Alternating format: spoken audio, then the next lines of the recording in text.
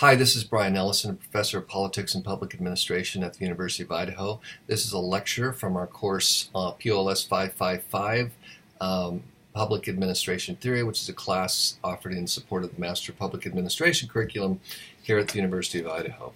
This week we read the book Essence of Decision, and the reason we read this book is it's one of the first pieces, it's one of the introductions to a field of PA we might call decision making. One of the most influential within that context we read last week, which was the article by Charles Lindblom called Science of Muddling Through, in which he talks about another attack sort of on rational comprehensive decision making, which this is as well. He talks about how people actually make decisions, and that is through incremental analysis and satisficing. And this book is in that tradition. Next week we'll continue, and next week I will provide more of a detailed lecture on the field of decision making and how that's come together. But this is a first stab, and it was a fun read, I hope, although a sort of grim moment in American history. On the website, I have a PowerPoint presentation which is provides a very detailed calendar of the Cuban Missile Crisis and a summary of the text. And I also have below the video a little link to a little video produced by TED Talks, although it's not a TED Talk, it's more like a cartoon on what was the Cuban Missile Crisis. And we have a couple of other links below, one on the Honduran migrant caravan and another on the Jamal Khashoggi issue, which we watched in class, and we used those, contemporary sort of international events and international affairs to talk about some of the ideas from this book. So here today, I'm just going to kind of briefly talk about Essence of Decision because you have lots of information there about what was the Cuban Missile Crisis.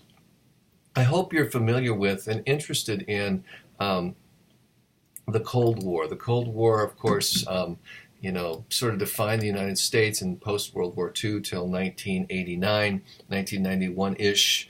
It was the Soviet Union was our major rival. I hope you understand something about, how the Cold War began, what the Soviet Union was, their role in World War II. They won World War II. How the Cold War began, and how it led up to this crisis of the Cuban Missile Crisis.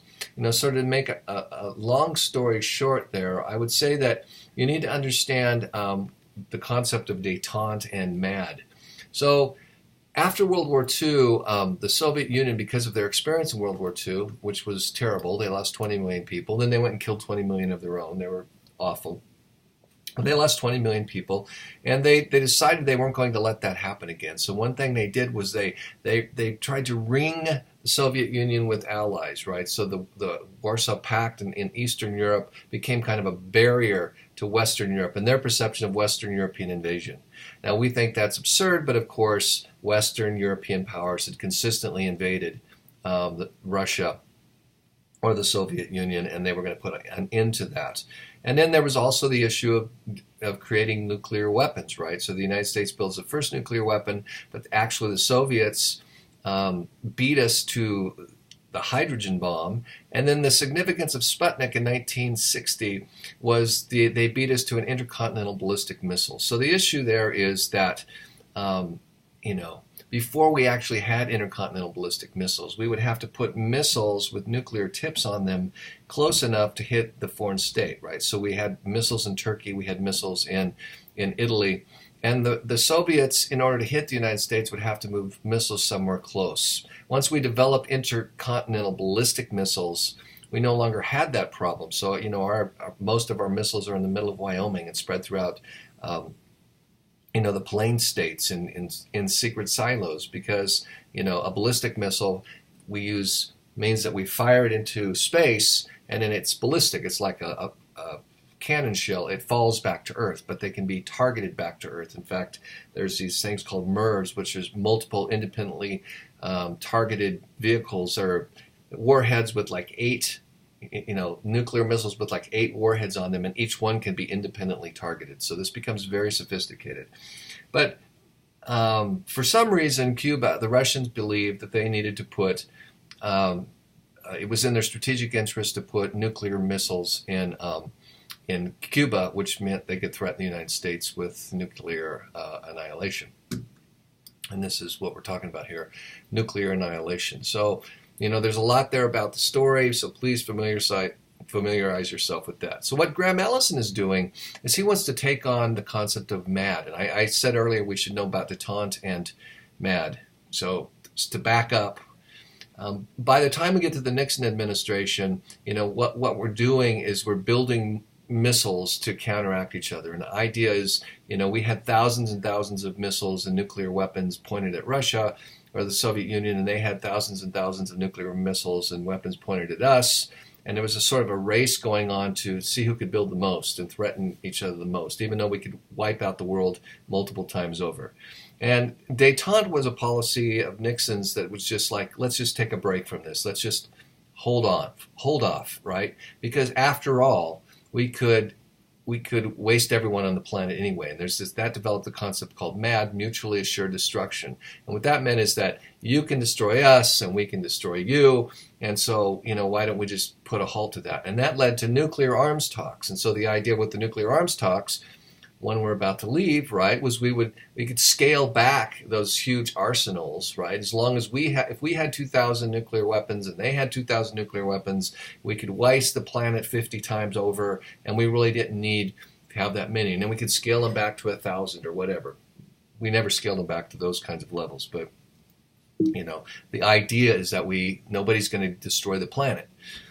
He wants to take that on in this text. So what he's saying, just like Lindblom last time, in the last reading from Lindblom, The Science of Muddling Through, is that policy is constructed on the idea that people are rational, right? That there's a rational actor model, and nobody's going to go out and intentionally kill themselves and certainly destroy their civilization. And he says that kind of analysis doesn't reflect reality, and in fact, it's dangerous because we're relying on something that isn't true. So Graham Allison wants to address that by looking at the Cuban Missile Crisis, a period of irrationality in world history. Graham Allison was a professor at Harvard. He was Assistant Secretary of Defense for Policy and Plans during the Clinton administration. He was the first dean of the JFK School at Harvard, and he really creates this field, even though this is sort of in the area of IR, it's very PAE, and we'll get to that point with his book in 71 called Essence of Decision. And so Allison, his argument, he contended that political science and the study of international relations were saturated with rational expectation theories inherited from the field of economics. Under that view, the actions of states are analyzed by assuming that nations consider all options and act rationally to maximize their utility.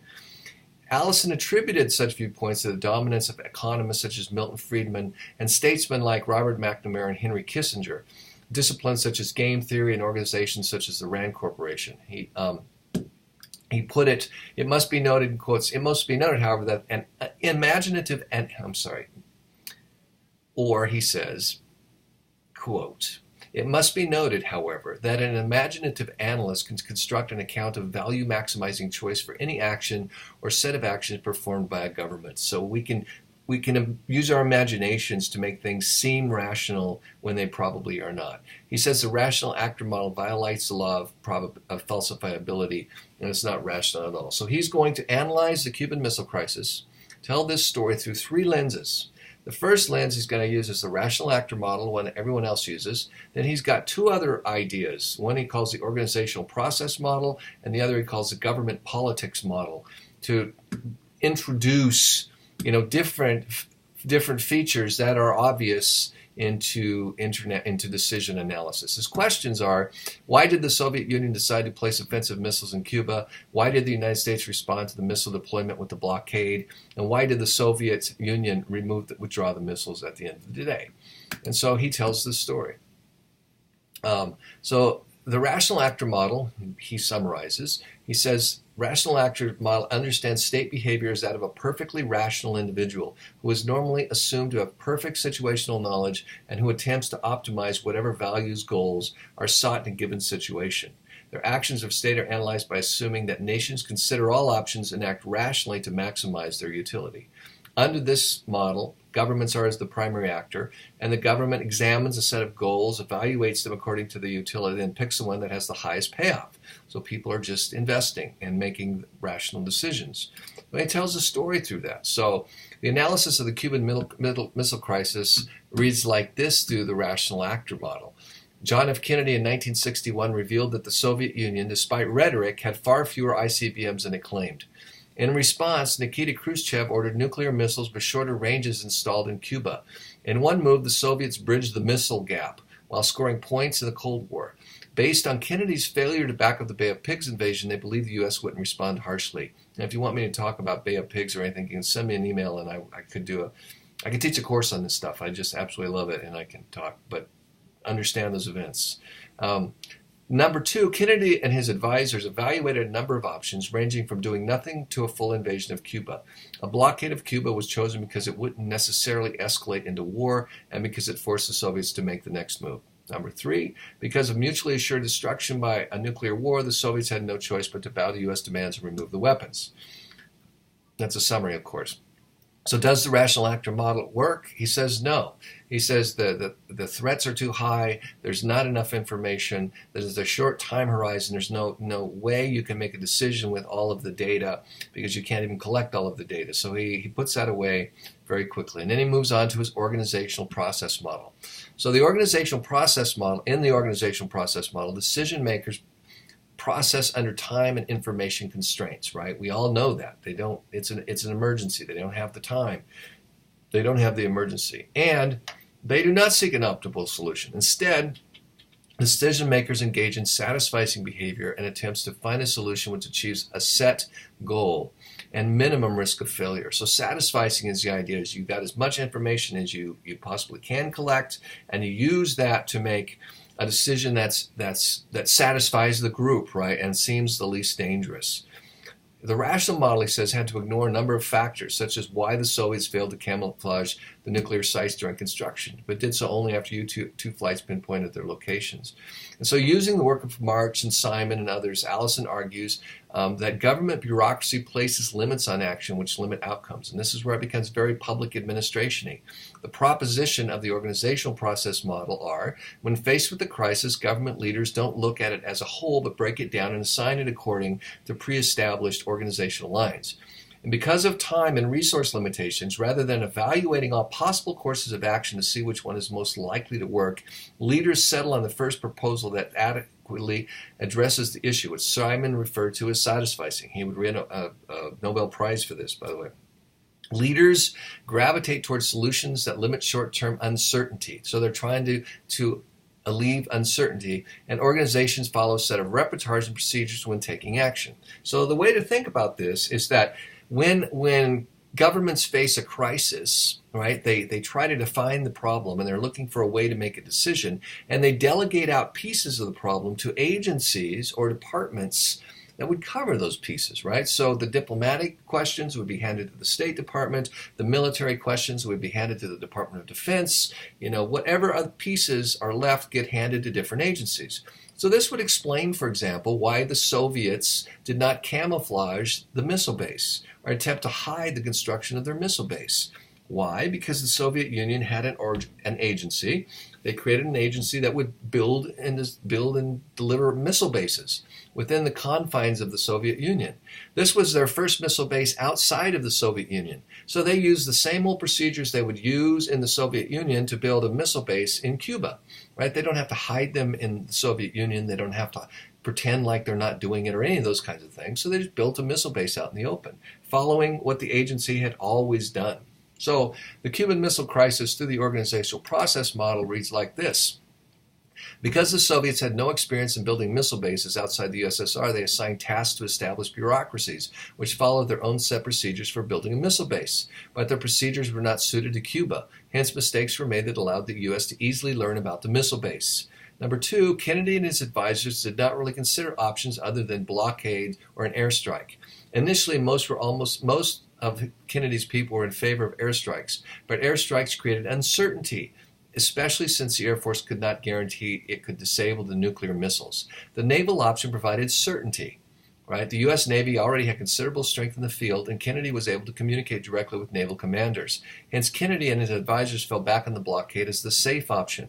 And number three, the Soviets did not have a plan to follow if the U.S. took decisive action against their missile base. Khrushchev's communications indicated a high degree of desperation. The Soviets had to withdraw without a backup plan. Without a backup plan, the Soviets had to withdraw. So it goes to this We've already got this structure. We talked about this all semester. When we create an agency, another way of thinking about this is when we create an agency, we institutionalize an idea. Right? When we create the Bureau of Reclamation, the idea was that we had to nationalize water resources development in the western United States, and we institutionalized that idea. We couldn't go back on the idea that we're going to not nationalize water resources development in the United States. That institutionalization of ideas places limitations on future actions. So this final model is called the governmental politics model. And under the governmental politics model takes account of court politics, you might say. Allison contends that insiders play politics in high-stakes situations to improve their positions. The governmental politics model argues that state actors seek to achieve separate goals. Various individuals representing various organizational interests engage in a process to achieve a negotiated group decision which will represent the policy of the state. The danger is that decisions may erode over time as situations change, as organizational interests evolve, and as individuals lose status and access to critical information. Where you sit determines where you stand, is what he says. It's the same idea as, Trump is pulling out of this intermediate nuclear missile treaty. But the next president will want back into it, right? And the next president's people will see things differently. We understand that. So the people in the room are going to make a determination and how they interact. The propositions of the governmental politics model are: the nation's actions are best understood as a result of politicking and negotiation by its top leaders internally. Even if they share a goal, leaders differ in how to achieve it because of such factors as personal interests and background. Leaders have different levels of power based on charisma, personality, skill of persuasion, and personal ties to decision makers. And because of the possibilities of miscommunication, misunderstandings, and downright disagreements, different leaders may take actions that the group as a whole would not approve. So then he tells the story of the Cuban Missile Crisis through that lens. And it goes like this. Number one, Khrushchev came under increasing fire from the party because of American success in Berlin and the Soviet failure to convince the West of the size of its weapons stockpile. Soviet military leaders were also unhappy with Khrushchev's decision to cut the military. Placing missiles in Cuba was a way for him to secure his political base. You have to remember the Berlin blockade in the late 1950s, and also the idea that what the Soviets had been doing was ratcheting up, telling the world they have a certain amount of nuclear bombs when in fact they didn't have that many, and it was discovered and it was made public. And so he appeases his internal political base. Number two, Republicans in the U.S. are making Cuban policy an issue in the election, especially after the failed Bay of Pigs invasion. Hence, Kennedy decided on a military rather than a diplomatic response. The military wanted a response from the Air Force, while non-military advisors favored a blockade. General Curtis LeMay was in the room. I just put that in there. Read about Curtis LeMay. He was a thoroughgoing lunatic. And Kennedy also began to distrust the CIA after the Bay of Pigs invasion. So LeMay was in charge of the Air Force, and both distrust of LeMay and distrust of the CIA pushed him to a naval blockade. Number three, Khrushchev asked Kennedy to remove U.S. missiles in Turkey. Kennedy refused, but allowed Robert Kennedy to negotiate a deal in which U.S. missiles in Turkey would be secretly removed. Kennedy made a public statement that the U.S. would not invade Cuba. So what happened at the end of that was the Russians agreed to remove their nuclear missiles. The United States made a public statement that it would never invade Cuba. And secretly, Khrushchev had to agree that he wouldn't reveal this. The United States removed their missiles from Turkey for internal political reasons. So what are the implications? The implications of this are huge. The concept of MAD was based on the rational actor model. Hence, Allison's work demonstrated that the MAD concept was unfounded. The organizational and governmental politics models demonstrated that nations may well commit suicide.